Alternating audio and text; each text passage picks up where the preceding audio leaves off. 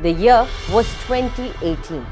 After ruling the banking sector as an undisputed queen of the finance, Chanda Kocchar went on indefinite leave in June.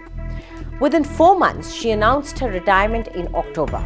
It was all triggered by an investigation against her where the charges of approving loans against kickbacks were being probed. The ICICI Bank, under the stewardship of Chanda Kocchar, sanctioned loans worth 1,875 crore rupees to the Videocon group and the companies associated with it between 2009 and 11. And now, after a whistleblower's complaint, it was all under scrutiny. Hello and welcome to India Today. I'm Anjali Istwal, and in this video, we tell you all about the rise and fall of the woman who was an inspiration to many working women, and at one point of time was part of the formidable band of women leaders of the banking sector. Chanda Kocchar, India's top banker, started her career as a trainee at ICICI Bank in 1984 when it was ICICI Limited, and worked there till October 4, 2018. She resigned from ICICI Bank, but her resignation was converted into termination by the bank in January 2019. She was a rising star under the tutelage of KV Kamath, the original captain of the ICICI ship who had helmed the company towards tremendous growth during the 90s as economy opened up. Chanda Kocchar was appointed Executive Director of ICICI Bank in April 2001 and later became Managing Director and CEO in May 2009 after beating out many other strong contenders. She was the star of the banking sector, a strong woman making a mark in the male bastion. In 2013, Indian banking sector was largely led by women leaders. Chanda Kocchar, along with Arundhati Bhattacharya of the SBI, were part of the enviable elite club of women who had smashed the glass ceiling to lead banks in India.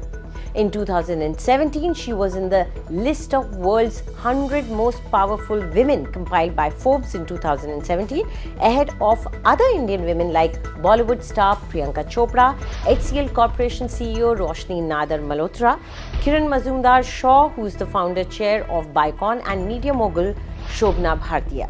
Chanda Kocchar was a star of the corporate world, the poster girl of women empowerment. But Chanda Kochar's castle started crumbling in 2018 after a complaint about her that was initially largely ignored or maybe even suppressed. Chanda Kocchar was the chairperson of the sanctioning committee of ICICI Bank, which sanctioned loan of rupees 300 crore to Videocon International Electronics Limited, which is VIEL, to enable partial repayment of loan earlier taken by VIEL from VIL. It has been alleged that VIL, rather than utilizing the funds for the sanctioned purpose of capital expenditure, transferred 64 crores out of the loan funds received from the ICICI Bank to NRPL. It is a company controlled and owned by Chanda Kochar's husband, Deepak Kocchar. Videocon Group had made around 28 proposals to the ICICI Bank, of which around 8 were sanctioned. Chanda Kocchar was part of the sanctioning as well as recommending committee in 4 such proposals made by the Videocon Group. The ICICI Bank sanctioned loans worth 1,875 crore to the Videocon Group and the companies associated with it between 2009 and 2011. Most of these loans were in complete violation of banking regulations and ICICI Bank policies. Chanda Kocchar was the CEO and Managing Director of the ICICI Bank then. Some reports suggest that Chanda Kocchar and her husband Deepak Kocchar had close relationship and prior acquaintance with Venugopal Dhoot, who is the Chairman and Managing Director of Videocon Industries Limited and promoter of Videocon Group. Chanda Kocchar was also shareholder in a company in which Dhoot had substantial shareholding. Investigators found that she was living in a flat which was owned by the companies of Videocon Group. She allegedly neither disclosed these facts to the ICICI Bank nor recused herself from the committees of the ICICI Bank recommending or sanctioning loans to Videocon Group of companies. The ED registered a case on the issue on January 30, 2019.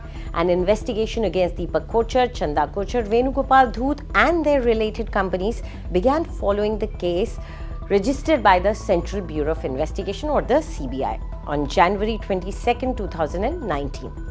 This sordid tale of money laundering and kickbacks now has the main characters blaming each other for the alleged frauds. While Venugopal Dhoot says he was under duress to save his loans from turning into NPAs and was signing on the dotted line due to threats from Kochhar couple, Chanda Kochar's husband said in an interview to India Today, "Should I sit at home just because my wife is the CEO of ICICI?"